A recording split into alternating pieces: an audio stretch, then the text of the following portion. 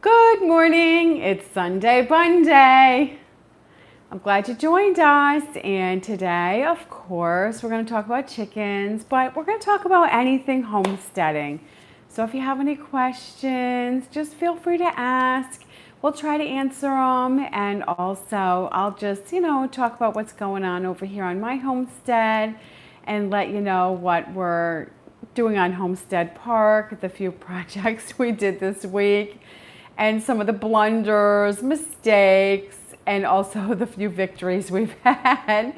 It's always, it's so fun, and it's always a journey, and it's always an adventure. So, when you have homestead friends, it's always fun to share your little adventures you have with them and get a giggle. You got to have a sense of humor when you're a homesteader, and that is the fun part about it.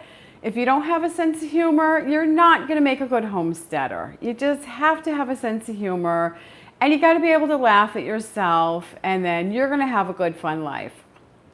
You're going to be a good homesteader. All right, so I'll start by telling you, just, to get us going, a couple funny things. I'm going to start by this story that happened last night when I went to bed. I always stay up late. I'm just a night owl. I can't help it. I am not the type that can just hop in bed at 9 o'clock and be like, I'm going to bed early and go to sleep. So everything's quiet. It's dark. I'm just trying to get into bed, relax. I'm on my phone for a second. All the lights are out except for my phone. It's pretty dim. And I feel something like go bloop and touch my hair. And I'm just like laying there for a second and I'm like, what is that? So I flip on my little dim light. I jump out of bed, flip on my little dim light and look, and there's this big spider on my pillow. And I'm just like, oh no, you don't, Mr. Spider. I'm like, he's trying to crawl across my pillow, back up the wall. I'm like, I don't know if you jumped or fell, but it's like, I gotta kill you. I'm sorry. So I get this little flimsy little magazine I have, little pamphlet magazine, and I smack it, and now I can't see it. I'm like, where'd that thing go? I'm like looking all over for it. And like I said, my little bedside light is kind of dim, and I'm just like, oh boy. Fifi's useless. She's on my bed, just chill. She's watching me, but I'm just useless. Probably I find it, it's on the floor. So I'm like, I gotta hit this thing again just to make sure it's dead. Otherwise, I'm not gonna be able to get back in bed and relax and fall asleep for sure. But I have to tell you this. One time I was in the pet store, and they have those ugly tarantulas in there in the tanks by the checkout thing. And I'm talking to the guy, and I'm just like, oh, it just freaks me out that people want those things for pets. And he holds it, and he's like, yeah. And I'm just like, oh, they're so ugly, and they just look so mean and aggressive. And he says, actually, spiders are very delicate, and they die easy. And if it crawls on you and you were to just go ooh, and just flick it off on the floor, it could die, because the stomach of the spider is the very delicate part, almost like tissue paper. And if that ruptures or pops, the spider dies. And ever since the guy told me that story, I'm not terrified of spiders anymore, because I'm like, oh, you can kill them so easy. So now I know, before I was just always oh, spider, now I'm just like, oh, you can, a little flick of a spider, you can kill it so easy. So anybody that's terrified of spiders, there's a little bit of information for you. You don't have to be. They die really easy. So anyway, that's my little freaky spider story. Not that it has, and chickens don't eat spiders. I've noticed that. Chickens don't seem like they want to eat spiders, so I guess they're not delicious. There's not much to them, really. They're all legs. Once you kill them and they shrivel up, you're like, it looks this big when it's alive with those legs. And then once you smack it and it shrivels up, it looks like it's this big. And you tell this horror spider story and you're like, it was this big. And then you kill it, I look at it this morning and it's all shriveled up, and I'm like, it looks this big. It's it's so weird. Okay, so enough about the spider. Today, the last couple of days on Homestead Park, so we go over there and we're working on it. And so there's this little section of trees, and I want to have it as a roundabout to drive around just by my horses. So I'm cutting down some of them, because there's like a couple big ones in the middle and all these like little scrubby ones are growing around it. But the power lines are right there. So I'm like, I'm going to try to cut these little trees down and like push them to the side so they don't fall on the power lines. So there's one pretty big, and I'm like, okay, I'm going to try this one. I know it's going to be a challenge, but I think I can do it. So I'm like chopping it down with a machete. I mean, that's kind of how small they are. So I'm chopping. So it's it's like starting to go. So I'm like pushing. And I can tell it's pretty heavy, and I'm just like, oh, I'm in trouble. This thing's not going to go to the side. It's going towards the power lines. So then I'm like, I'm going to get out of the way. So I'm like kind of going to the side, and I trip over another stump and fall down. And the tree branches at the end hit the power line, and the power lines are like rocking pretty hard. And I'm just like, oh, thank God, like nothing happened. So I jump up, and Scott's sitting over there, way over there. He's like on the mower. He's looking at me like with his big eyes looking at me. So I jump up and I do it like, ta-da, like nothing happened. So here he goes, like practically like, oh jeez. He like goes, run on the mower and breaks the mower. Big brand new mower. So now I'm watching him like, he's watching me. Like, what is she doing over there? Now I'm watching him like, oh, what's he doing over there? So then I walk over there. The mower's broken. We're both just like so bummed. Our brand new mower. But I must say, he did figure it out and fixed it, which was awesome, because we thought we were going to have to like, take it in and fix it. But he figured it out, and I don't even know what was wrong with it. What, something, the tie rod? The drive belt just popped off, and so I just was able to just put it right back on. It was pretty simple and easy once you know what you were doing. Yeah, so he looked it up, sat there, figured it out, looked it up, put it back on, fixed it. We were like, yes. So that was like, whew, thank goodness. Because, if you're not capable of looking it up and fixing it, you'd be paying to have the shop come pick it up, take it to the shop and fix it, and pay that price. So that's another thing about being a homesteader, it's great if you just calm down, look it up and fix it yourself. That is definitely a quality of a homesteader. Try to fix it yourself first, figure it out. It will save you the money, and really that is an attitude. It's just an attitude a homesteader will have, try to fix it yourself. Save yourself some money. A lot of homesteaders have the tools. So if you're thinking about being a homesteader, you want to be a homesteader, for sure, start collecting tools. You can find them around, go to yard sales, your flea markets, whatever. Just start getting yourself some tools. They'll definitely come in handy.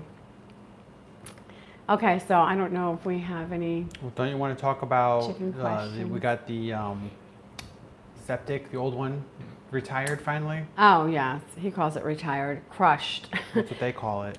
Yeah, that's the technical term. The septic company will call that, is retired. But what happens is a tractor will come out and has this, it's so surprising how little the backhoe is. It was like a medium. Well, on the small, medium-sized little backhoe comes out. And that thing worked hard. They call it abandoned. That's what they call it. Abandoned.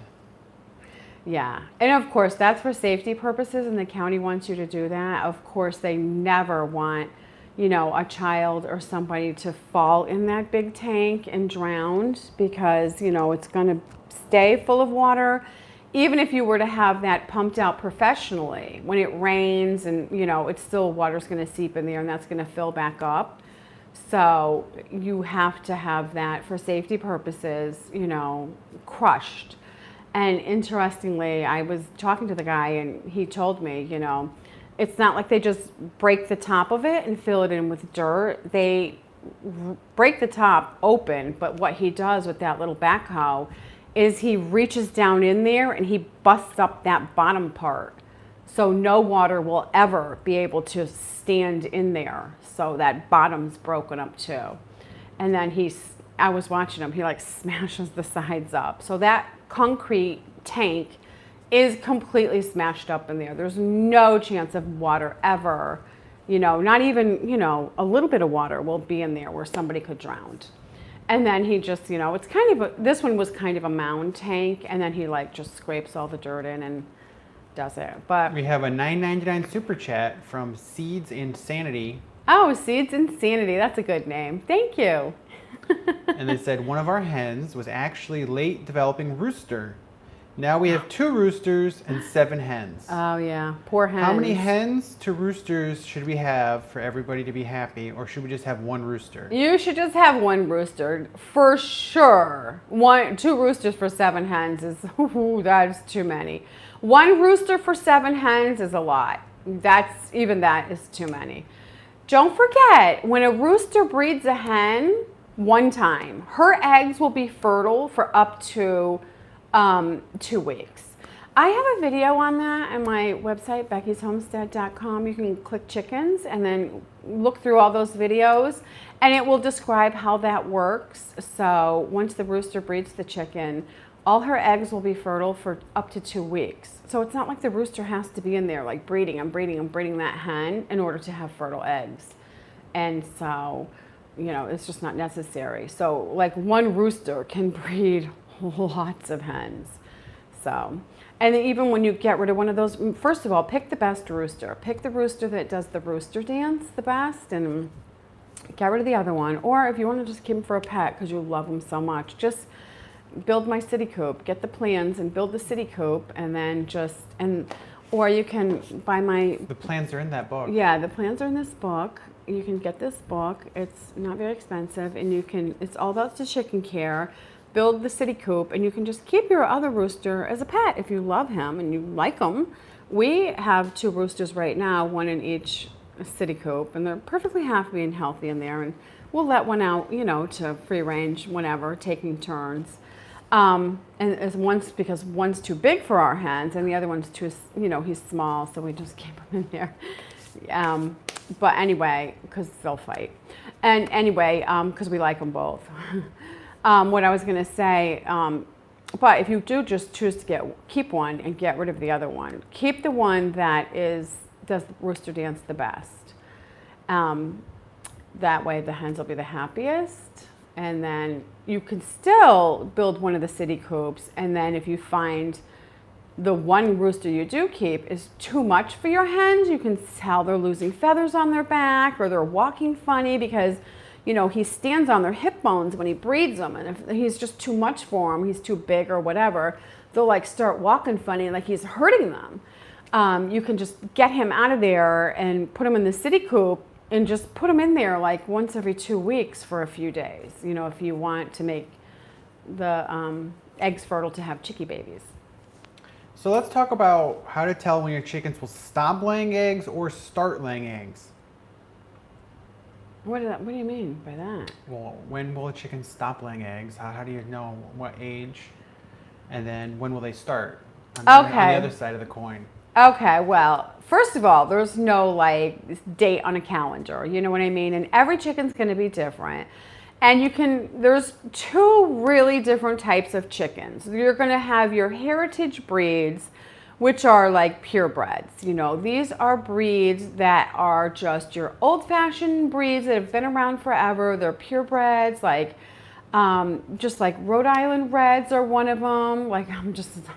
Though I can't think about breeds that I can name off the top of my head, but you could look them up, you know what I mean? Heritage breeds. They're just breeds that have been around forever. They're not crossed with anything. Those chickens take a little longer to start laying eggs, to mature. So I always say give those breeds 10 months. It might not take 10 months for them to start laying, but if it does, don't panic. It could take those breeds a little longer to start laying eggs, when they're little. So no problem, just give them a chance. Then they have the hybrids, what they call them. And what those are, excuse me, I'm gonna take a little sip of water. Because I talk too much. Okay, so what the hybrids are is when they take 2 different breeds and they'll cross those, they'll mix them. So they'll take like a Rhode Island Red rooster and another breed, and they'll let those 2 have babies. And so the reason they do that is they want those to start having babies sooner, and they just have a mixed breed. Now with the hybrids, you'll think, okay, so we'll have like a sex link. Well, I'll just give you an example. A sex link is a hybrid. So you'll be like, oh, okay, so I have 2 sex links now. I have a sex link rooster and a sex link hen. I'll breed those 2 together and have sex links babies. The problem with the hybrids is they don't breed true. So you can't have a sex link rooster and a sex links hen and make new sex links babies. It doesn't work like that. So you have to keep making new ones with a Rhode Island red rooster and I forget what kind of hen they use to make the sex links. There's black and red ones. So that's the hybrid. So there's 2 different kinds. Now the hybrids, they say those will start laying eggs earlier, 4 to 6 months they'll start laying. So I mean, like, oh my God, who cares if they start laying 2 months earlier? I mean, I don't get people. People are in such a rush. They gotta hurry with everything. So, but not to say I don't like sex links. I do like them. I love the red sex links. So anyway, just to know that will depend on, a little difference in when they start laying eggs. And according to when they stop laying eggs, I just find they're all different. You know what I mean? Some chickens I find will lay eggs for 6 years. They'll still be laying eggs. And then those little game birds, those things seem like they'll be 8, 9, 10 years old. Those things live really long and they'll be laying eggs and having babies. So, it just depends. That varies how long they live and how healthy they stay. We got a $9.99 super chat, another one from Seeds Insanity. Oh, thank you so much. Thank you. And they said, also, we hatched 10 chicks 3 days ago in Tampa. It's so hot. Can they be in their own small protected coop outside sooner than my other chickens, since outside is as hot as needed? Well, this is the thing about those babies outside. I want to tell you this. You got to be very, very careful because they do have to be a certain temperature. And yes, you could do that.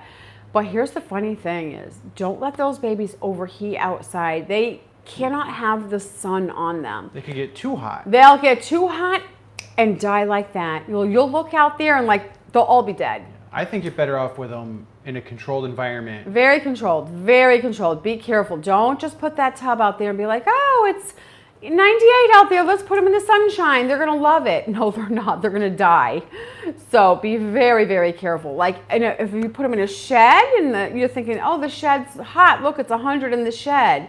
It's too stifling hot in the shed. So it has to be very careful with that. Very careful. The reason it's nice in a controlled environment is, they have the warm area of the tub they can go to if they need the heat and sit under the light. But there's also a cool area. If they need to cool down, they can move over to the cool area. So if you just put them outside where it's hot all the time, there is no cool area for them to go to.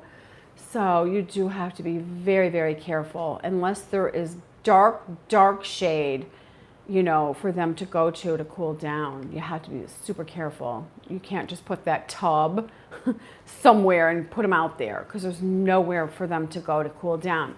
Think about it. If Mama was taking care of them, she would bring them in the dark shade under a bush where the ground is moist and damp. That's where they would cool down, in the damp soil under a shady bush, So you got to think about all that. She knows what to do and where to take them. So I would say that is very tricky and you better be very careful.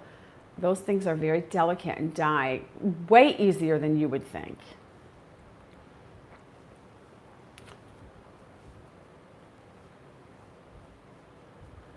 We got a question from Joseph. Why do you look at me like that? We got a question from, I'm making sure you're done talking. We got a question from Joseph, and he says, I got my chickens in early March, and they're not laying eggs. My friend has the same breeds, but they are laying. Why aren't mine laying?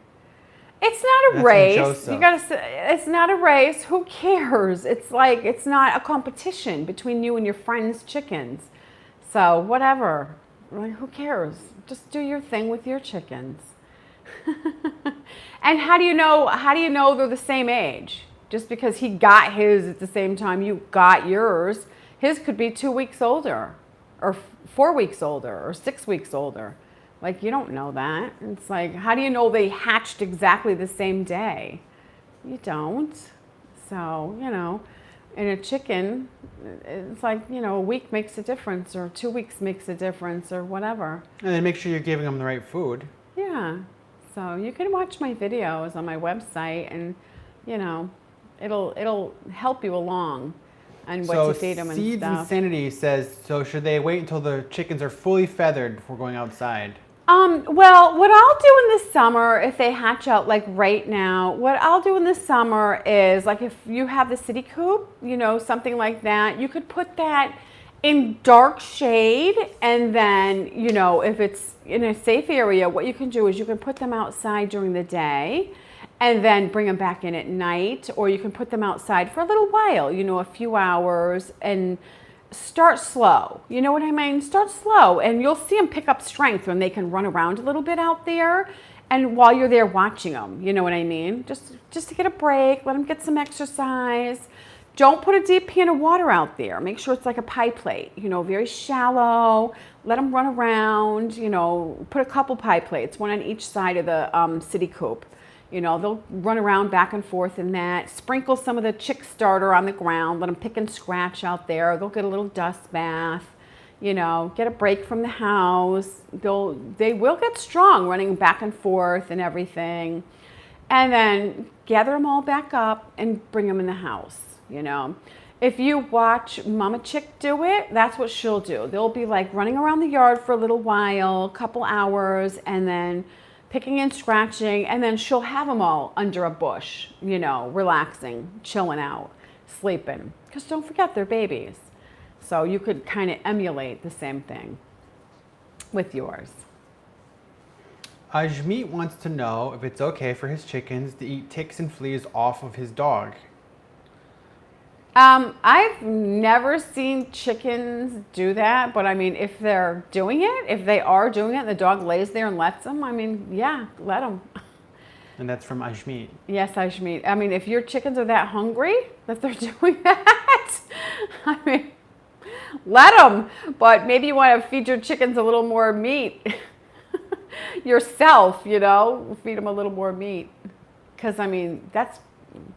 I mean, sure. Go ahead. So we have Mama Jamma and several other people saying they have the same problem. Mama Jamma? And Mama Jamma wants to know how to stop the new chickens from being picked on by the original chickens. That is always, always, always going to be a problem. Hens are funny. They're territorial. They're funny birds. They have their coop, and when you put new ones in there, they're not friendly. They're not like, hey, come on in. They are like, what are you doing here? Excuse me? So what you have to do, first of all, you have to make sure your coop is plenty big. That is the number one problem. People overcrowd their coops. It's like, that is just the number one problem. So you can't be like, oh, it looks like there's plenty of room out there. Let's throw 10 more chickens in there. It's like, no, that's always a disaster, and it leads to problems. So you have to make sure your coop is plenty big. Then what you have to do is you have to put food and water on both ends of the coops. And you have to make sure you're feeding properly. If you're not feeding properly and you are not feeding enough animal protein, enough meat, the chickens will start eating each other. There's a difference between just a little picking on each other and trying to figure out the pecking order of who's boss, who isn't, where they all fit in line with each other, because that is going to happen. There's definitely a pecking order in a group of chickens. And so that is going to go on when you have a group of chickens and when you add new ones in. That's going to go on. So there's really nothing you can do about that. And so that's why you have to have food and water on both sides to make sure everybody's getting plenty to eat. And, if there's just one pile of food and water, somebody's going to go hungry and starve. And that's what the Older chickens will do. They'll starve the new ones out and they'll just get weaker and weaker and die. They literally kill them by starving them out. So to avoid that, you have to have the two, areas of food and water. That definitely helps with that.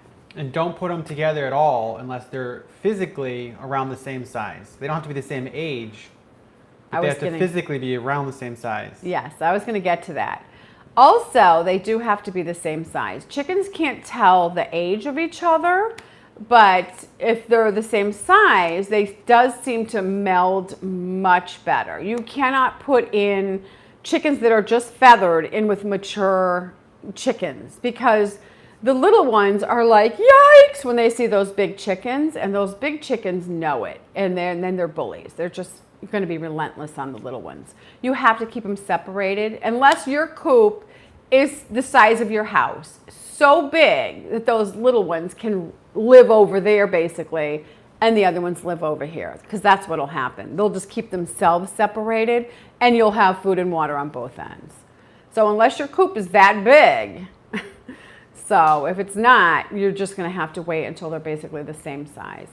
Make sure you feed them enough meat. They have to have enough animal protein. Otherwise, they'll start eating each other. They will start plucking feathers and eating them and like making a sore and like pecking each other and eating each other. So I have videos on that also. You can find those on my website if you go there and look for them and just, search through and start watching them. I've made a lot of videos to try to help people like take good care of their chickens. We got a $10 super chat from Joanne. Hi, Joanne. Thank you. And Joanne says, hi, Becky. My chicks are now 6 weeks old. Oh, good. Can I start giving them whole corn and black sunflower seeds? Here in Canada, I can't find chick-size grit, but they have access to dirt in their run. Well, at that age, you can just start buying regular size grit. Just go ahead and just buy regular size grit and buy, that'll work. And then the oyster shells, the crushed oyster shells also has different sizes in it. So they'll pick out the sizes. They'll pick out the smaller sizes. They'll get what they need. And, think about it. They can swallow the whole corn. So they can swallow the bigger size pieces of grit at this point. So don't worry about the chick grit. You can just give them regular grit. When you start feeding them, the whole corn and the sunflower seeds and the whole oats, what you can do is don't just like get a big scoop and throw it in the run, because you'll waste it at this point. First of all, when they eat the whole foods, they're going to eat less of it and be more satisfied and get more nutrition because it's whole food. It's good food. So just start with a handful.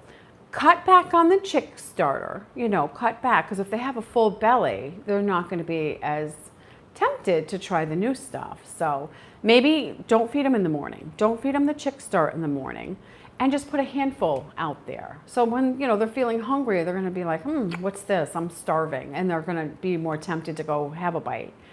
So do that, just start it like that. And then, if they don't eat it, don't keep throwing it in there and waste it. Just slowly try to introduce it, like I'm saying. Pull back on the chick starter so they're hungry, and then they're going to try it. And then, maybe open a couple sunflower seeds and throw the little parts in there, because it'll look like the whole, whole oats, stuff like that. I've taken a hammer and just crushed up the whole corn and then put the whole thing in there a little bit. Just try to think of some ways to get them going. I've heard some people write to me and say they've gotten corn on the cob and they've just put a piece of that in there, or they've bought whole frozen corn and they've put some of that in there, and they've eaten the whole frozen corn when it thawed out, and then they just started eating the whole corn, the whole dry corn. So, there's ways you can just try to get them going on it. So do that. But like I said, they'll eat less of it, because a lot of people will be like, they're not eating it. And it's like, well, they are eating it, but they'll eat less of it.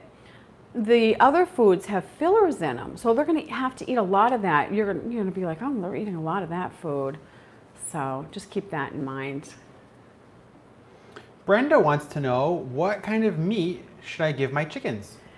Okay, Brenda, one good thing is chickens aren't picky. So whatever you have in your area or on your homestead, everybody's different. So I always like to tell people, like, some people like to fish, so they're gonna have, they're just gonna have that around the house. They're fishermen, so just throw some fish in there. It could be raw. Some people like to hunt, so they're gonna have like a lot of whatever they hunt, deer, squirrel, whatever that meat is. They can put some of that in there. Other people, they're shoppers. They like to shop, so you can just feed them some tuna fish, sardines, just, some easy stuff like that. Other people, they're working long hours at work. They need something convenient, so they can buy some high quality, grain-free cat kibble.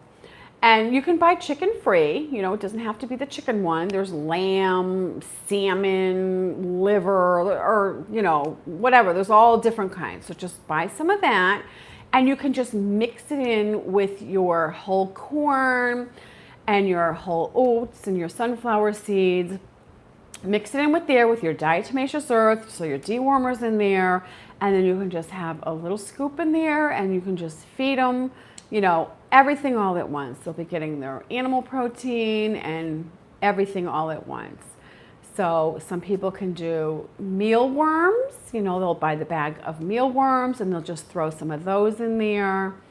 Some people will just have a lot of leftovers. They have a lot of kids, so at dinner time, they might have table scraps, a lot of meat table scraps, and they'll just throw those into the chicken coop. So that's the good thing. Whatever you have on your homestead and whatever's convenient for you, you just use that meat for your chickens. Mickey wants to know, how old will it be when the chickens, you can tell if it's a rooster or a hen? Theirs are 3 months old. Oh, you should be starting to tell at 3 months. It won't be long. If you have roosters, they should start to crow, and you can tell by the tail and the way a rooster stands. Like, roosters seem to stand more, they're just more erect, you know what I mean? They just stand up there like a rooster. Like, roosters are proud. Like, what a rooster looks like. It just stands up there like, I'm a rooster. And a hen, how a hen is. A hen's more like, she's just more chill.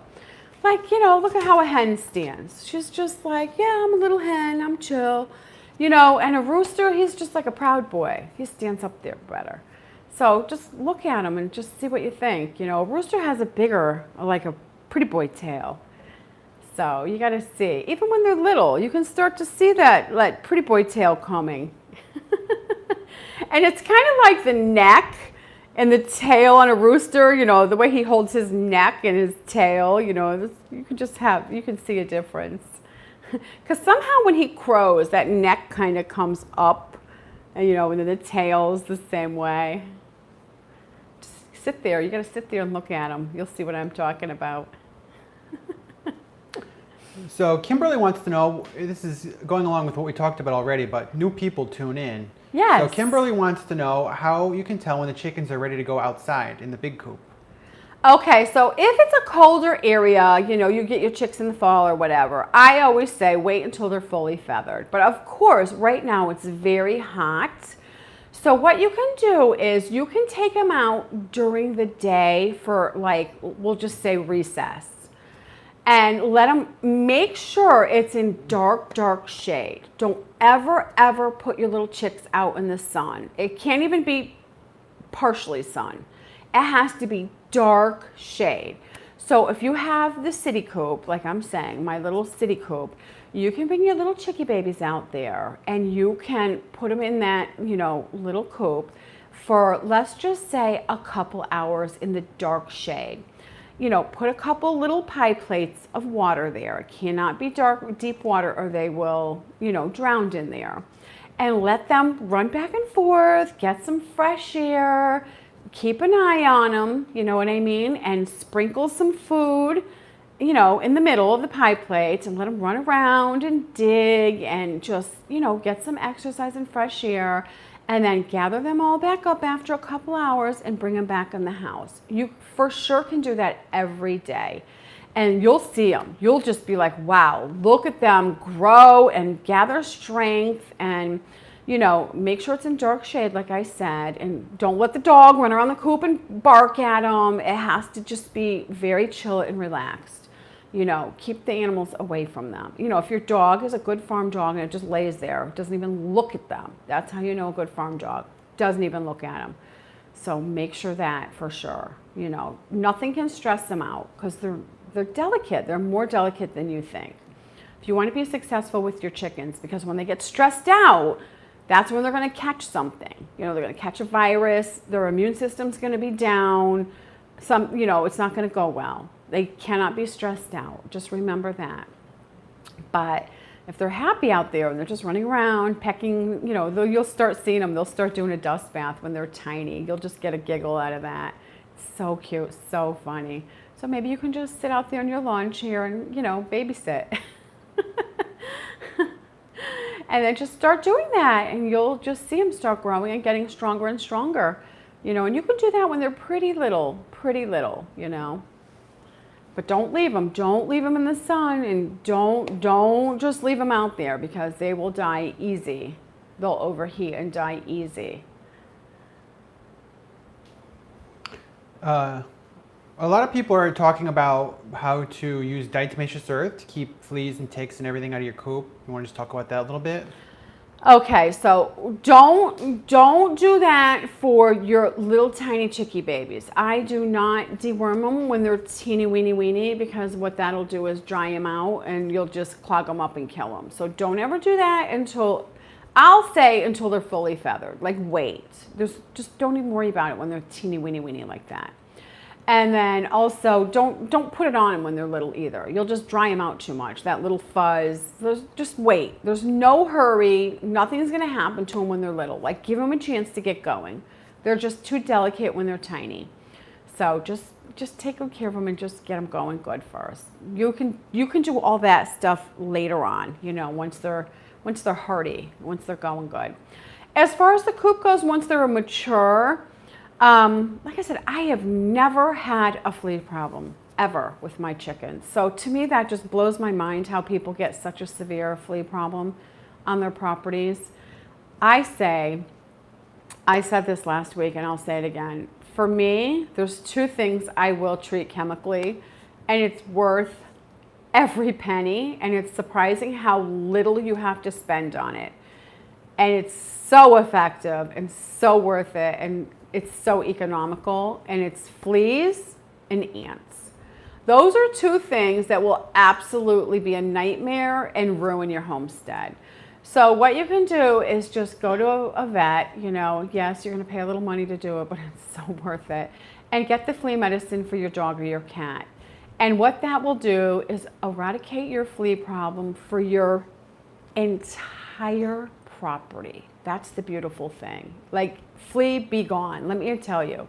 It will take a little while, but you will not see a flea anywhere. Acres and acres and acres and acres. Because the problem with fleas, if you look it up, is how they breed and have a gazillion. You will never get on top of the problem. They just breed and have babies every 3 weeks. Like tons of eggs they lay. It's just such a problem to get on top of it. And once your property's already infested, forget it. And the funny thing is, once you go get the medicine from the vet, it's like it can take care of that problem. That's the weird thing. It'll take care of it. Your pet will be the flea killing machine. And the good thing is it's out there, you know, and it doesn't hurt the pet. Like little 4-pound Fifi has it on her and it doesn't do anything to her. Now I will say what I do is I will give less of a dose than is required because I'm just paranoid about chemicals, just in general. I just don't think they're that good for you. But those are two I will do. Same with ants, you know, I just keep ants at bay. When you're an outside person on your homestead, there's nothing worse than getting ant bites all over you all the time, which I have ant bites all over me right now from Homestead Park. It's like, and the last time I went over there, I brought the ant killer because I'm just like, I am so sick of getting eaten alive by ants over there every time I go to do something because I'm not looking, you know, you're just doing something and then all of a sudden you're just like, you know, getting a million bites on you. Real quick, do you want to just tell people about your book and where they can get it? Okay, so I wrote this it's not big, as you can see. It's a little book, and it just covers all the basics on taking care of chickens. And it's such a basic, really quick book. I always like to talk about how, I have all the information on my videos, so you can get it for free if you want to. And I like to liken it to like you have this little screw or something and you walk into Lowe's and you're like, you want to find this screw in Lowe's. And it's like, yes, you can look through all the stuff in Lowe's and find the screw. It's like the same thing with my videos. You can, yes, if you have the time, you can sit there and go through all those videos and find it. Or you can just have this little book, very convenient, and you have a problem. You can just look through the book quickly and you can find the answers. So it's up to you. If you get the time and you can look for it, great, go find it for free. But, to me, time is valuable and you only have so much time in life. So sometimes it's worth paying for something. So you can click on the link. Scott always puts the link in the description. And then when you click the link, it doesn't you don't automatically buy it. You can look at it, look at the book, see, if you're interested and then buy it, or you can just go away. You don't have to buy it. You're not obligated. So I like to make that point because some people are afraid to click a link. They're like, oh, I don't want to commit, which I'm the same way. Sometimes I just want to look. I want to make a commitment. It's like you want to just see first. Okay, and so I have another book. This is about buying land. This is if you think you want to be a homesteader and you're to the point where you want to buy land or start looking for land, just like, maybe I'm going to be a homesteader. There's stuff in here that is very important that you need to know. You want to just dive into that. It's a big deal. So this book also will be in the link. You can, there's a lot of this. This is really important. This is a big deal. Okay, so I like to talk about this because I do like to help people.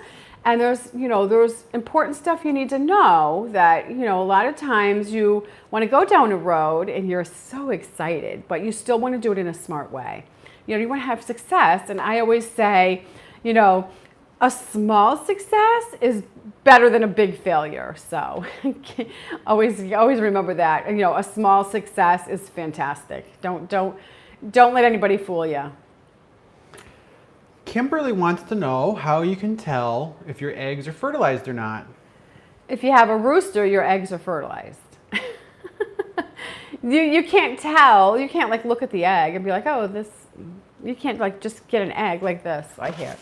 I have an egg. Let me show you. You can't be like, yeah, this egg is fertilized. It's like, well, I don't have a rooster in there with my hens, so this egg is not fertilized.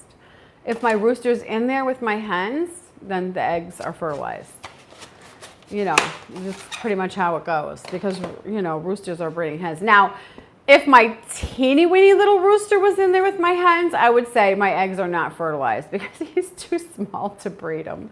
He wants to and he will kind of jump on them once in a while, but you're just like, no. It doesn't work. First of all, he's so tiny. His rooster dance does not even signal the hens to squat down because he's so low. He's not even signaling them. So he's just too tiny. So anyway, but it doesn't matter if the eggs are fertile or not. You can eat them. It doesn't affect the eggs at all, whatsoever. And also, a hen that turns broody, she is not smart enough to know if the eggs are fertile or not. A broody hen will sit on unfertile eggs. So if you don't even have a rooster, your hen can turn broody and see a pile of eggs and sit on them. Like, I'm going to hatch these. And you're just like, you're stupid. They're not even fertile. Get off there. Give me those eggs. So it's just instinctual, whether they're fertile or not. A hen will see a pile of eggs and she's just like, oh, I'm going to hatch these. And so they don't know the difference if they're fertile or not fertile. Chickens are so funny. They're just so funny. So don't feel bad if you take the fertile eggs or the unfertile eggs. The chicken doesn't know the difference. Just be like, excuse me, I'm taking these. Jason said that they made your chicken food, Becky's egg-fueled chicken food. Chicken mix, that's what I call it. And he said that they like it, but they just don't eat the whole corn. And I've seen other people say that before too. It's true. If the chickens aren't used to that, what I said earlier today is you can take a hammer and just, smash the whole corn a little bit. Now, I'm going to tell you the reason I'm saying this and why you'd be like, well, I can just feed cracked corn. But no, you don't want to feed cracked corn. And the reason being, the whole corn has the germ. The germ part of the corn is the part that connects to the cob.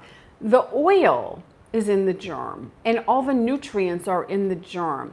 Cracked corn, they take the germ out, and they squeeze all that goodness out of there, and that's where they make corn oil, where you buy the bottle of corn oil in the store. And you can buy the corn spray, like cooking spray. So they've already taken the good stuff out. Now they just have the kind of junk, and they're like, oh, well, let's make cracked corn out of that and sell it to the chickens, because what are they going to do with it? So you want the whole corn for a reason. You want the nutrition for your chickens. So a way to get them going to eat the whole corn and to get the flavor of it is you can take a hammer and just do it on a cement block or something like that and just smash it up just a little bit to change the appearance. And then it's kind of gooey because it does have the oil in it. And just kind of scrape it in there a little bit and give it to them. Sometimes that'll get them going on the whole corn. And then a girl told me how she'll do it is she bought whole frozen corn, and she put it in the water bowl. She thought that made the water cold, and they enjoyed that. And then they ate the whole corn. Frozen corn. Sometimes it just takes them a minute to get used to it. If you give it to them for the first time, chickens, they're like, what's this? I don't know if I want to eat this. And they'll pick it a little bit. And they're like, one chicken will eat it and they'll be like, oh, this is good. And then they'll all be like, oh, I want some. And then they all start eating it. So just give them a chance sometimes. Yeah. If they don't run over there the first day and gobble it up, And then, but this girl said she put the whole frozen corn in the water, and then she said they started eating it.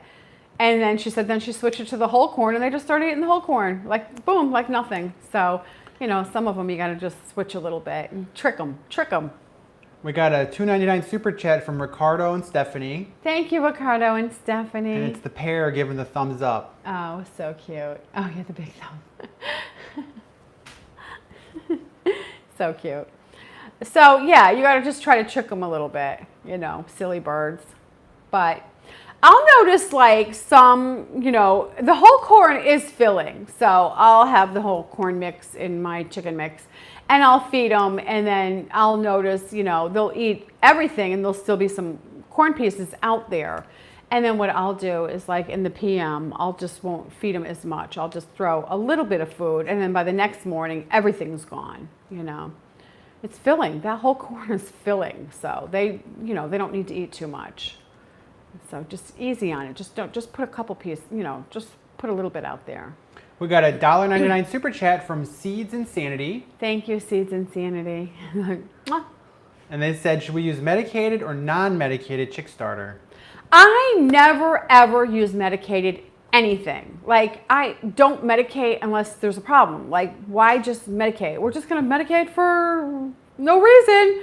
Here's some medication just because. It's why? I don't do that. Why? So I just try to buy organic, high quality chick starter. And then as soon as I can, I switch to my chicken mix.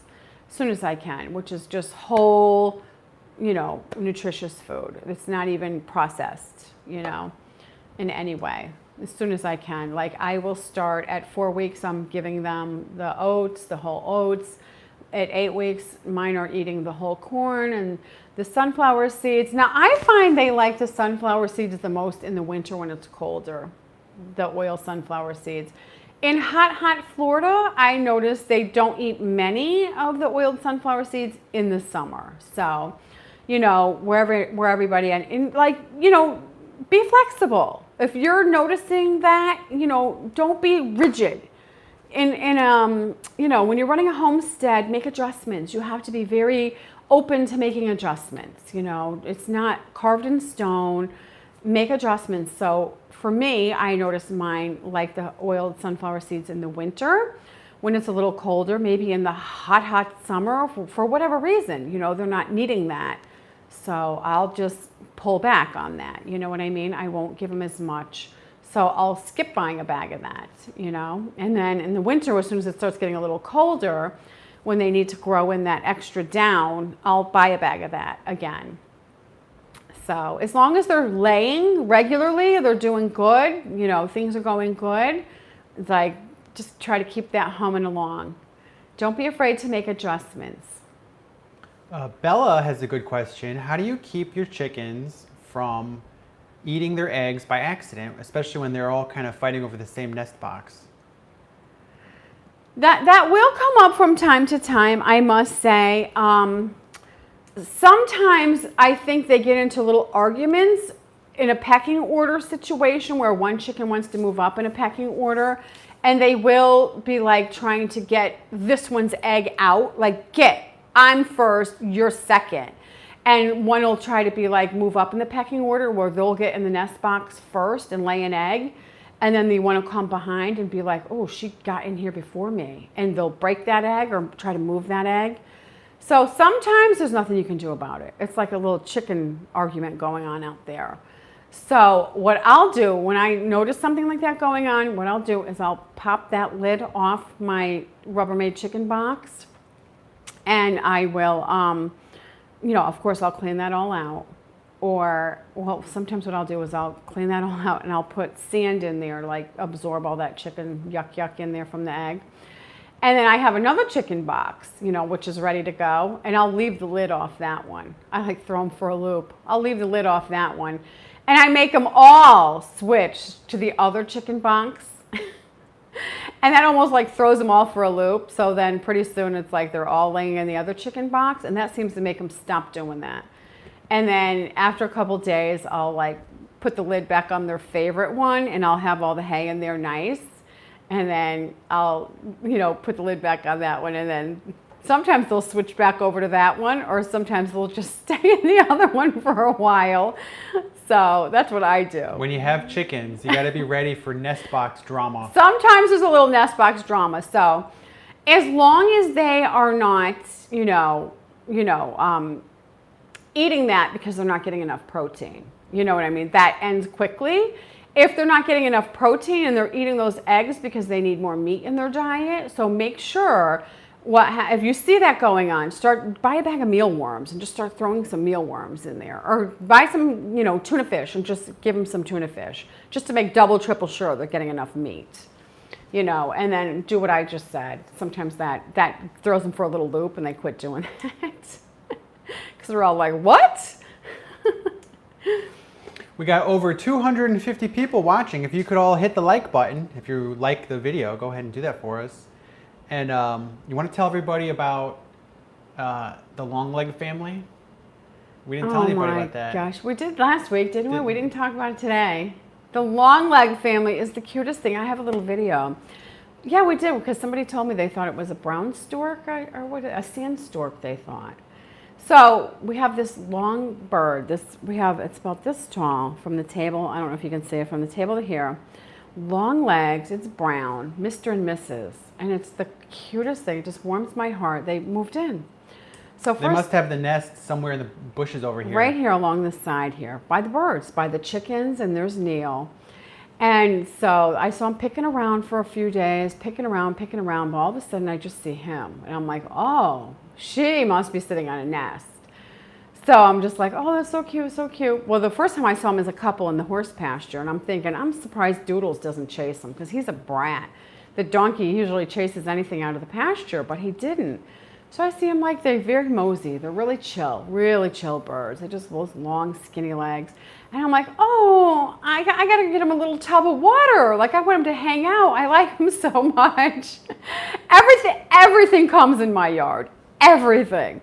So that evening, I forgot to tell Scott about that. So he tells me he saw Mr. Longlegs in Neil's swimming pool. And that just was so cute to me. And I'm like, oh, I was just thinking I got to get him a tub of water. I'm so happy he found the pool.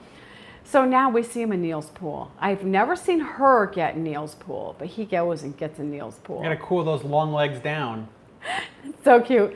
But every couple days, every 3, 4 days, she gets off the nest and I'll see her out in the field. I guess sitting on that nest, those big long legs get cramped. She's got to stretch them. So I counted. I'm assuming she sits on the nest as long as a duck does, not as long as a chicken, because a chicken's 21, a duck is 28. So I'm assuming she's like 28 days. So August 5th, I'm going to have my eyes peeled because I want to see some baby long legs. Oh my gosh. But the other day I come home, I'm pulling the truck in. All legs with a little fuzzball on top. That's what it's going to look like. The only thing I'm worried about is Murphy because he's Mr. Little Hunter Cat. So I'll be devastated if he comes over here with a little baby long leg bird. I'll be devastated. I'll spank him. Usually if I spank him though, he knows, don't touch it. So we'll see. What can I do? He was raised feral. He has to eat. He's a rescue. He's not a rescue. He's a rescue cat. He's a tiger. Okay, but anyway, what was I going to say? Well, we have our... I came home from Homestead Park, and here I come in my truck. I'm all tired. And she was out there kind of by... Oh, no, he was by my barn. I was going to pull in and unload a couple tools in my barn. He's right there, right by my barn. I'm like, oh my gosh, he's moving in. I'm like, if he goes in my barn, this was Mr. Longlegs. I'm like, if he goes, I'm like, he sure looks comfortable. When they're in the barn, that means they live here. I go, he's gonna be up on the porch soon. I took a video of him. So cute. Oh my gosh. So our last question for the day is from Rebecca. Hi, Rebecca. And Rebecca wants to know if there's any way to get a rooster to be quiet. Get rid of him. That's the only way to get a rooster to be quiet. I think the answer is no. No, just right here. That's how. No, roosters are noisy, and some are noisier than others, honestly. Like, if we had to say who's noisier, Dum Dum or Jules, the little tiny one's Jules. He's this big. Dum Dum is the size of a basketball. He's gigantic. Jules is noisier, the little one. Dum Dum's not that noisy. So, yeah, they're all different, but some roosters are so noisy, you could wring their neck. So yeah, it's hard to get a good rooster. It really is. I like to choose a rooster once it's an adult and I can watch it for a while. I never just take a rooster. It's like, I gotta see it. I gotta see how it does the rooster dance. I gotta see how noisy it is. I gotta see what it looks like. Yeah, roosters are tricky. Don't just take when somebody goes, hey, I got a rooster, you want it? Don't ever go, yeah, sure. Don't do that. Go look at the rooster first. See if it does the rooster dance, see how noisy it is, everything. That's one thing you don't want to be quick about taking.